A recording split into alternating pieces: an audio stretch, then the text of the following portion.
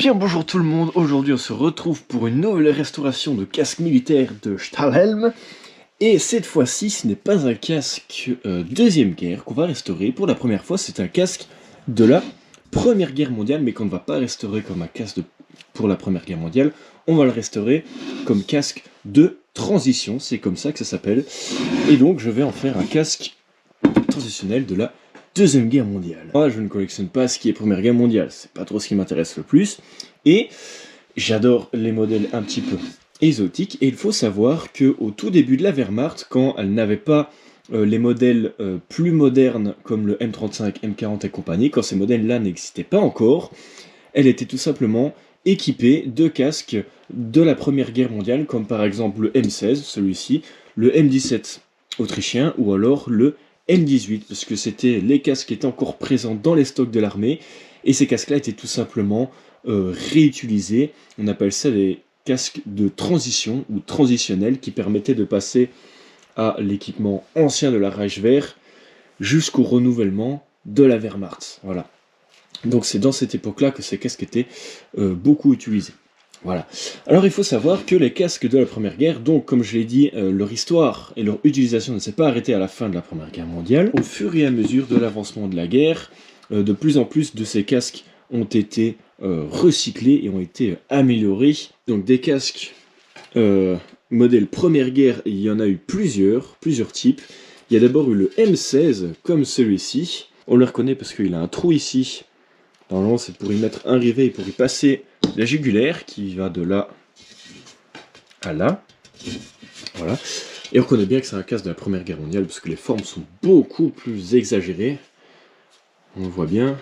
Et il y a aussi les trous d'aération qui servent aussi d'attache pour y attacher une plaque de blindage supplémentaire sur le front. Ici sur la partie avant, plus pour les snipers. Donc bref, on a ce modèle-ci, le modèle 16. On a le modèle 17 autrichien, si je ne me trompe pas. La seule différence, c'est que le trou du rivet est plus en hauteur sur le modèle autrichien.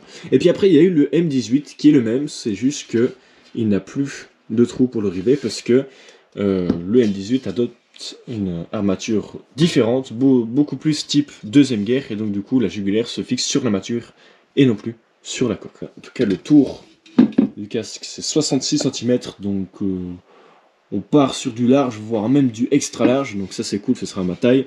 Et donc je vais vous expliquer un petit peu les procédés qu'on va faire pour cette restauration. Donc vous voyez bien, elle est remplie de peinture, elle dégouline, regardez, c'est dégueulasse. Je pense qu'il y a peut-être des traces de rouille, il y a des petites, vous voyez, espèce de petites croûtes comme ça. Donc première chose, on va enlever tout ça, donc on va appliquer un décapant et on va enlever tout ça. Donc à mon avis, je pense pas qu'on récupère la peinture d'origine, parce que regardez, là il y a de la rouille qui traverse la peinture. Il a été peint en vert clair aussi, et à l'intérieur il a été peint aussi au pinceau. Regardez, ça dégouline, c'est dégueulasse. Par contre l'intérieur est bien plus piqué, on voit. À mon avis, ici il a dû rester comme ça à l'extérieur, et il a dû pleuvoir dedans et ça a dû attaquer le fond du casque. On va évidemment virer cette peinture qui n'est pas...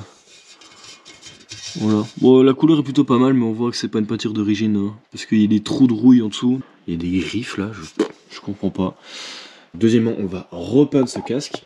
On y mettra les décalcomanies. Et évidemment aussi, on y installera un nouvel intérieur. Les rivets aussi pour le maintenir, qu'on ira peindre aussi.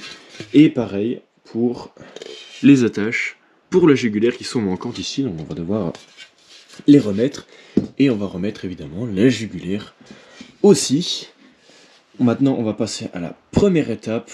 On va le décaper. Bien, pour le décapage, alors j'ai utilisé souvent plusieurs produits, mais dernièrement j'ai utilisé celui-ci. Et en vrai, il marche bien. Il marche vraiment bien, du tonnerre. Donc c'est un gel express, on trouve ça partout, hein, mais c'est un truc spécial peinture sur le métal. Donc voilà, j'ai ce décapant, j'ai un pinceau. Il faut juste bien appliquer partout. Et ne pas hésiter à mettre une belle couche. Et ensuite il suffira d'attendre environ 30 minutes. Hein. Et je pense que ça fait déjà son effet, parce qu'à peine je mets le truc, que la peinture, regardez, La peinture s'enlève déjà, c'est magnifique. Bon et bien résultat, là j'ai attendu, je sais pas, 20 minutes. Et regardez, j'ai juste frotté un petit peu entre temps. Hein. Donc là ici j'ai essuyé avec un chiffon quand je venais juste de le faire. La peinture est partie, genre c'était un truc gras, genre c'est parti super propre, regardez le métal il brille. Et donc du coup j'ai un peu gratté. Elle était pas en gris mais avant elle a été pas en vert clair. Bon, qui évidemment n'est pas un vert historiquement correct. Hein. Donc tout simplement je vais continuer de gratter comme ça. Comme vous voyez, sur l'ensemble du casque, et puis après je vous reprends pour voilà, quand j'aurai fini ça, tout simplement. Bon, et bien, le casque était entièrement découpé, je pense que je vous ai déjà montré ça, mais bref. Et là, j'ai la peinture qui est voilà, du vert pomme, qu'on dit aussi Apfelgrün en allemand, c'est la peinture utilisée par les casques allemands de la Première Guerre mondiale. Ça vient de chez D-Day 1944, comme vous voyez ici. Magnifique site, à chaque fois c'est chez eux que j'achète la peinture et les décalcomanies. Je vous mets tout en description comme d'habitude parce qu'ils font de la très bonne qualité. On va peindre les deux côtés et on va certainement appliquer une deuxième couche et du mastic entre temps parce que là sur le devant il y a quelques petits trous dû à la rouille. Hein, donc, mais justement quand on appliquera une peinture ça va nous aider à les voir et à les reboucher.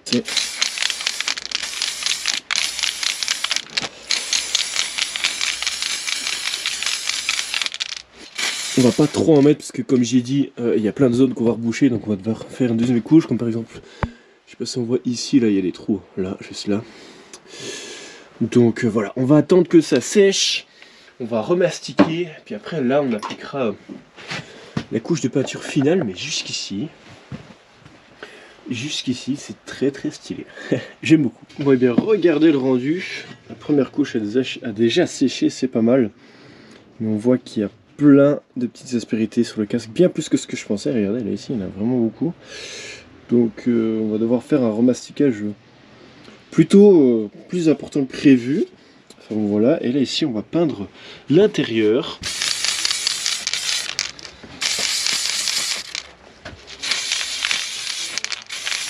Et voilà, c'est déjà bien pour l'instant. Bon et bien, maintenant que la première couche de peinture est appliquée, pour reboucher, j'ai tout simplement de la résine bicomposant que je vais mélanger. C'est une espèce de pâte, donc du coup après ça, j'applique ça avec les petits outils ici pour reboucher les trous, et puis voilà. Donc voilà, j'ai la pâte, donc je mélange les deux trucs. Et une fois que c'est fait, je peux du coup prendre des petits morceaux et reboucher les trous. Par exemple, je vois ici, on va essayer. Donc c'est une étape assez longue et minutieuse, donc vous voyez un petit peu le principe, ok. Donc je vous reprends quand j'aurai plus avancé, puisque ça prend du temps. Bon et bien après quelques minutes de masticage, je vois ce que ça donne. Alors au départ, je voulais juste reboucher les petits trous un à un, sauf qu'en fait sur le devant, il y en avait tellement que j'ai fait tout le devant, voilà. Ça sera juste embêtant à poncer, parce que c'est assez long. Mais sinon voilà un peu les zones où j'ai dû remastiquer. J'ai pas tout fait, parce que là ici étonnamment c'est très bien conservé, il n'y a pas de marque dans le métal. Voilà, j'ai fait un petit peu à l'intérieur sur les bords, parce qu'il y a des endroits où j'ai abusé du grattoir et où ça a fait des grattes. Donc je voulais un peu recorriger ça. Bon et bien voici l'heure, ça fait 2 jours que ce truc... J'ai rendu le casque et maintenant voici l'heure du ponçage. Donc tout simplement je fais ça à la machine parce qu'en fait c'est tellement dur que poncer ça à la main ça me prendrait... Déjà que poncer avec ça me prend des heures littéralement. Poncer à la main ça me prendrait des jours. Donc du coup j'utilise une ponceuse Delta, voilà, tout simplement. Et je prends du papier, là j'ai du 120, voilà. Et du coup ça fait l'affaire. En tout cas voilà, ici le boulot sera pas si énorme que ça parce que voilà il n'y a pas... Le casque n'est pas entièrement enduit, donc à mon avis ça va me prendre moins de temps que d'habitude. Donc voilà, mais bon, je ne vais pas vous filmer ça puisque ça prend des heures et surtout avec ça, ça fait du bruit. Mais voilà quoi.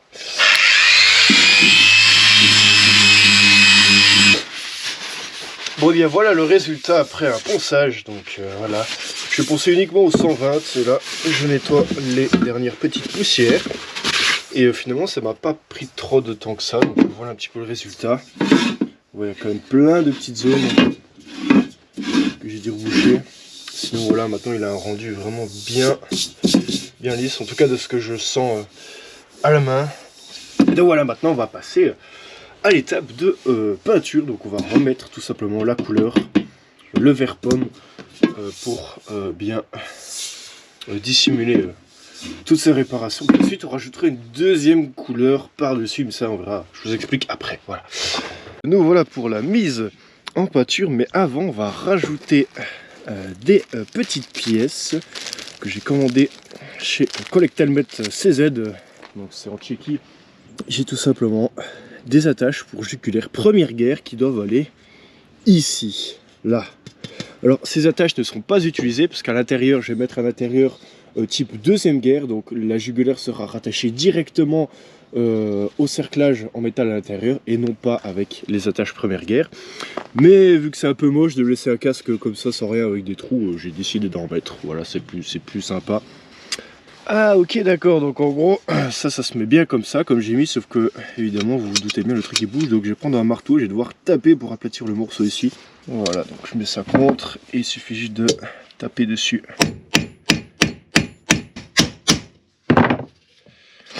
Et voilà, c'est magnifique et ça bouge absolument pas. Donc, mission réussie, on va pouvoir peindre le casque, enfin.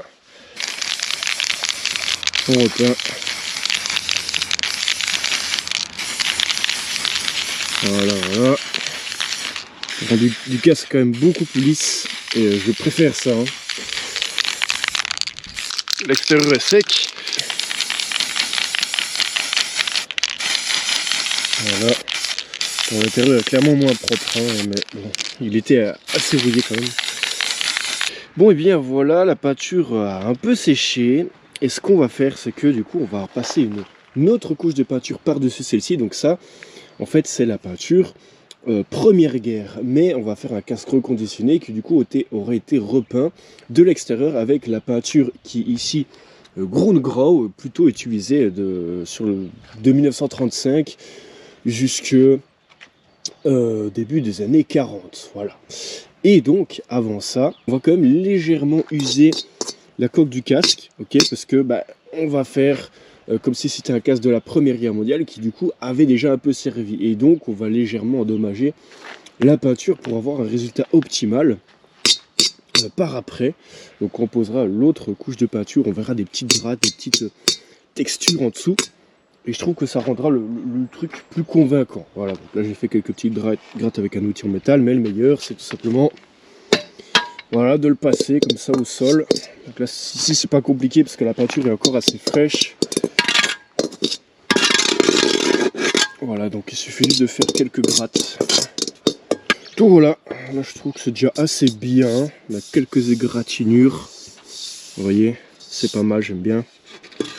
Et là, ce qu'on va faire, c'est que du coup, on va repeindre l'extérieur du casque en Grau, toujours d'idée 1944. Hein. Cette peinture-là, surtout utilisée sur les casques allemands M35 et sur les premiers M40 aussi. Après, ça sera remplacé par du Feldgrau. Voilà. Et donc, du coup, ici, on va faire un casque qui aurait été restauré fin des années 30, début des années 40. Hein. Donc voilà.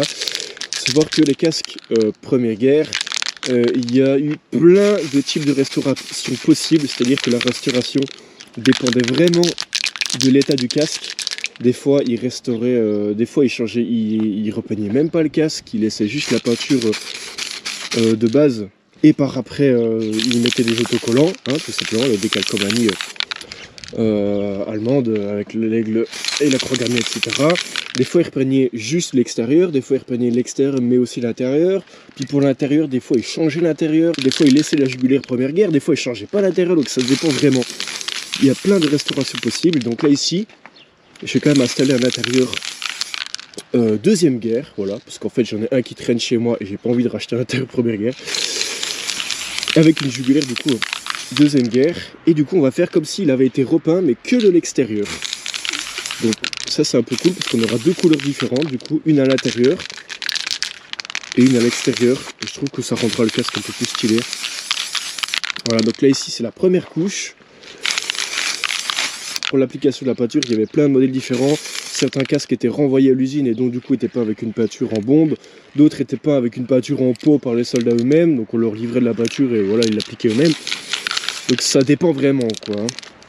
Alors les rivets, les voici. Donc ce sont des rivets plus début de guerre aussi, hein, ça dépend du métal dans lequel ils sont faits.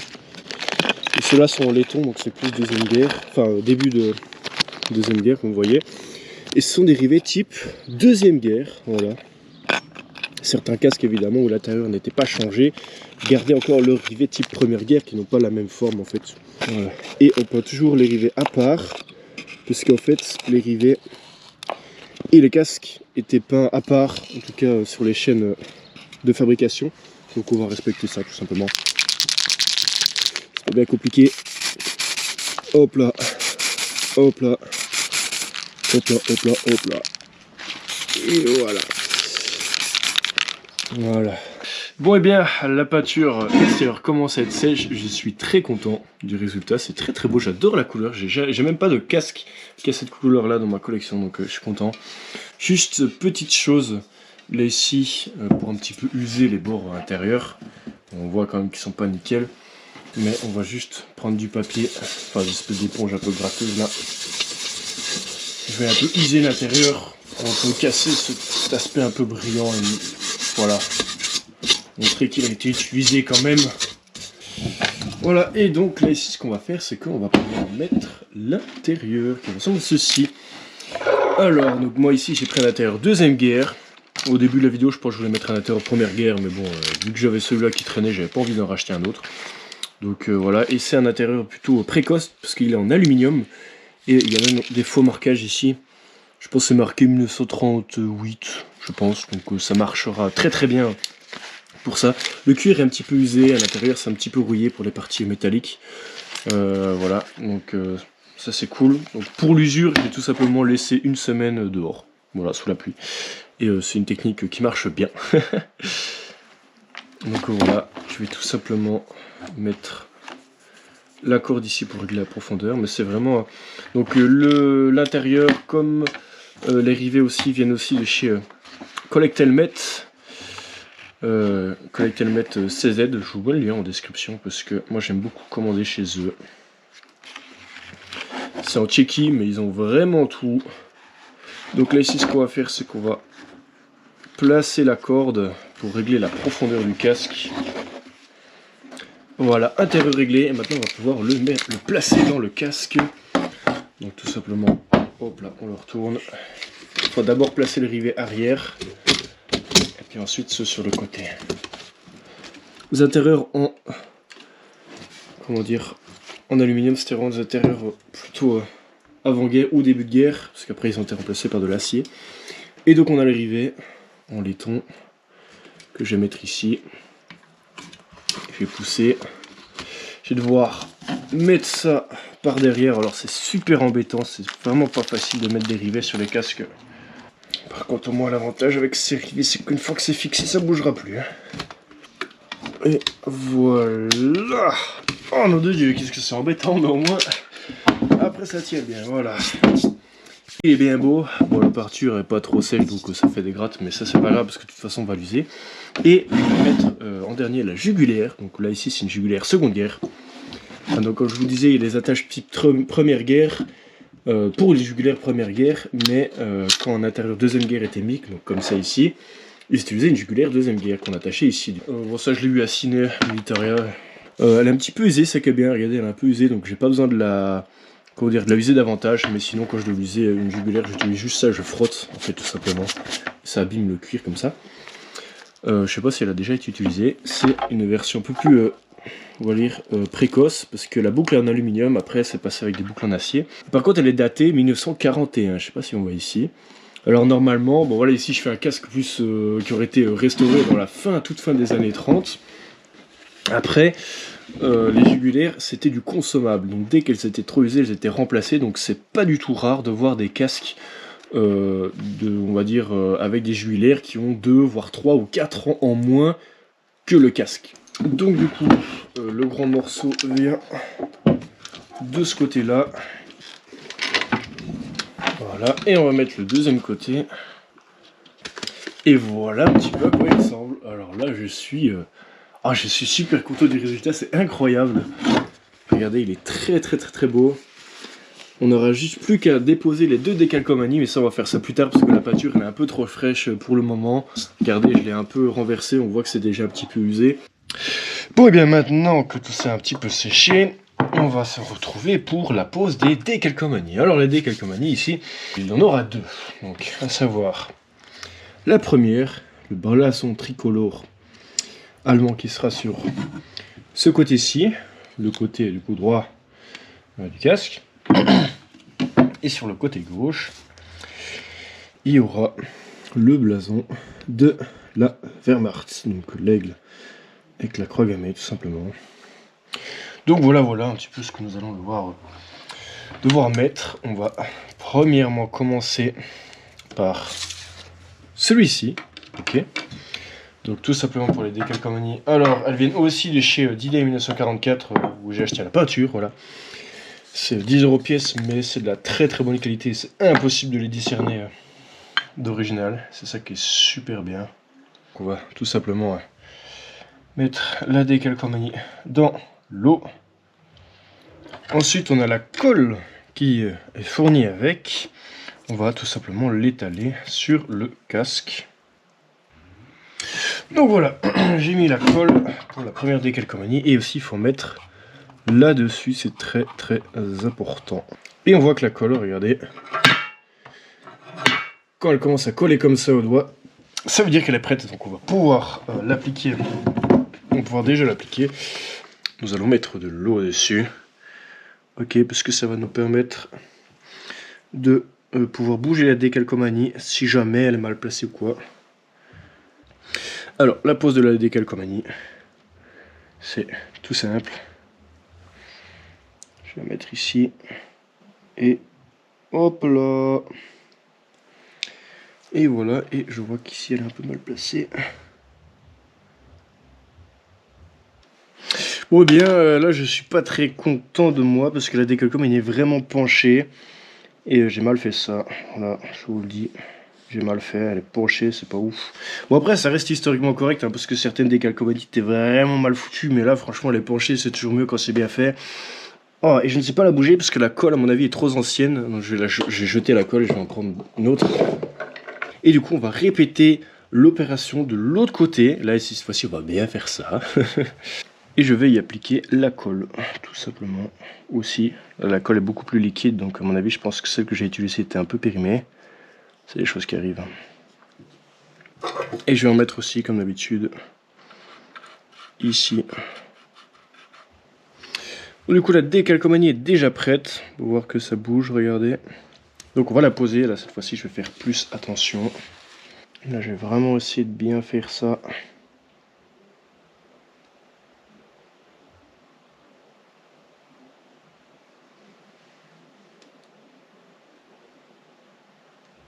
Et voilà qui est beaucoup mieux. Ah là, elle est super bien faite. D'ailleurs, j'ai carrément oublié de mettre de l'eau. Donc heureusement pour moi. Non, là ça rend bien. Donc là ici, tout ce qu'on va faire, c'est que j'ai de l'essence de térébenthine ici. Je vais éponger un petit peu. Et je vais tout simplement enlever l'excédent de colle au pinceau. Mais je vais faire ça plus tard. Je vais attendre que ça sèche un petit peu. Voilà. De toute façon, c'est pas très intéressant. Donc je vous retrouve plus tard quand les décalcomanies auront séché. Voilà. Bon, donc du coup j'ai décidé quand même de retirer la décalcomanie. Je pense que c'est mieux comme ça parce que le casque, on va dire, il sera comment dire, non, ce sera mieux parce que la jugulaire en fait date de 1941, comme j'ai dit, enfin en tout cas les marquages. Et du coup tout concordera en fait, ça ferait vraiment un casque qui aurait été utilisé jusqu'à 1941, 42, voire peut-être plus.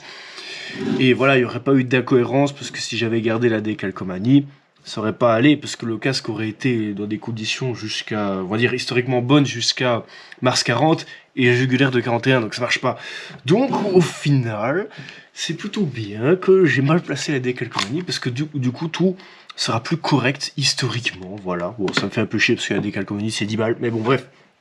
J'ai un problème avec la colle, donc je vais tout simplement la gratter. Et j'ai juste un problème avec le solvant ici, regardez, le solvant il attaque la peinture. J'ai vraiment un problème avec ça, j'arrive pas à trouver un bon solvant. Soit j'ai un truc qui n'enlève pas la colle ni la peinture, voilà, donc c'est-à-dire qu'il marche pas, soit j'ai un truc qui enlève les deux, donc c'est un peu un problème. Bref, la décalcomanie est un petit peu séchée, et du coup, voilà, imaginons que je sois un soldat allemand qui ait reçu l'ordre d'enlever la décalcomanie de mon casque, bah, je prends mon couteau, ma baïonnette, etc. et je gratte tout simplement la décalcomanie. C'est ce qu'il faisait, donc ce qu'on va faire là, c'est quelque chose d'historiquement correct, hein. Donc on va tout simplement gratter la décalcomanie comme ça, hein. Et voilà, ça donne un aspect plutôt bien. Alors j'ai peut-être allé un peu fort parce qu'on voit carrément le métal. Mais bon, en soi, j'ai vu des... Voilà, c'est ce que j'ai vu. J'ai fait exactement ce que j'ai vu en image, hein. Donc voilà, et je pense que c'est beaucoup mieux que de me laisser une décalcomanie qui était vraiment mal placée. Même si c'est historiquement correct, je trouvais ça très très moche. Donc je préfère avoir ça. Donc voilà, il reste un petit bout ici. Donc voilà, on va laisser sécher la décalcomanie ici. Je vais essayer de régler ce problème de... Comment dire, de colle qui veut pas s'enlever et de solvant qui fout la merde. Et puis après on ira un peu âger un petit peu ce casque. Et puis tout sera bon, hein, voilà. Bon et bien le casque, voilà, la peinture est plutôt sèche. Et maintenant dernière étape qu'on va faire pour ce casque, on va tout simplement l'âger un petit peu pour lui donner un aspect un petit peu usé, voilà, comme s'il avait déjà été utilisé tout simplement. Donc tout simplement on a déjà fait ça précédemment. On va juste prendre des trucs. Voilà, je peux évidemment laisser le casque rouler par terre, prendre des coups, etc. Comme si c'était un vrai, qu'il avait vraiment servi. D'accord, donc ça on n'hésite pas. Pour les bords, c'est très important aussi. Pour la visière aussi, parce que ça... Voilà. C'est des endroits qui se... qui s'abîmaient beaucoup, hein. Pareil pour les rivets ici qui sortent, il fallait trop d'aération. En tout cas voilà, c'est déjà un peu mieux, il est même beaucoup griffé. Mais c'est pas grave, donc je vais un peu le nettoyer puis après on va voir un peu ça à l'intérieur. Bon et bien on se retrouve pour la fin de cette vidéo. Donc voilà, le casque est enfin terminé, on l'a un petit peu âgé, etc. Donc là il est juste prêt à être comment dire, rangé dans ma collection. Donc je suis très très content de ce casque. Je suis même, première chose que je tiens à dire, je suis même content d'avoir loupé la pose de cette décalcomanie, parce que non seulement bah, du coup c'est plus raccord avec la date qu'il y a sur la jugulaire, enfin bon, soit, mais j'aime beaucoup l'aspect un petit peu, comme ça, je sais pas, l'aspect gratté du côté du casque. On sent qu'il a eu quelque chose, qu'il a un truc à raconter, et j'aime bien le fait de voir la décalcomanie grattée comme ça. Il y a vraiment la couleur d'en dessous, couleur première guerre qui ressort avec des restants de la décalcomanie un peu partout. Là ici la deuxième décalcomanie est bien placée, même si à un moment donné j'ai dû mettre mon doigt dessus, ce qui fait qu'il y a des plis un petit peu au centre. Mais bon, vu que ça prend des semaines à sécher, ça va certainement disparaître, en tout cas s'atténuer avec le temps, donc c'est pas grave. En tout cas déjà elle est droite, donc moi c'est tout ce que je voulais. Et aussi ce que j'aime bien c'est le fait que le casque a deux couleurs, donc une à l'extérieur et une à l'intérieur, donc ça la rend un peu plus atypique, voilà. Sinon niveau remastiquage j'ai plutôt bien fait ça, en tout cas j'ai fait de mon mieux parce que le casque il était arrangé, il n'était pas simplement troué, il était vraiment rouillé, donc des fois il y avait des croûtes de rouille, ça partait en poussière quoi, donc c'est pas la même chose à traiter, hein. On voit encore le fond, il est vraiment le fond il est vraiment atteint de fou, j'ai rarement vu ça dans un casque, mais sinon le dessus ici hein, ça allait, j'ai pas du temps à remastiquer à part un peu l'avant. Sinon, bon, voilà quoi. En tout cas, du début de la guerre, ils étaient énormément utilisés lors, par exemple, des campagnes, l'invasion de la France, de la Belgique, ou surtout l'invasion de la Norvège.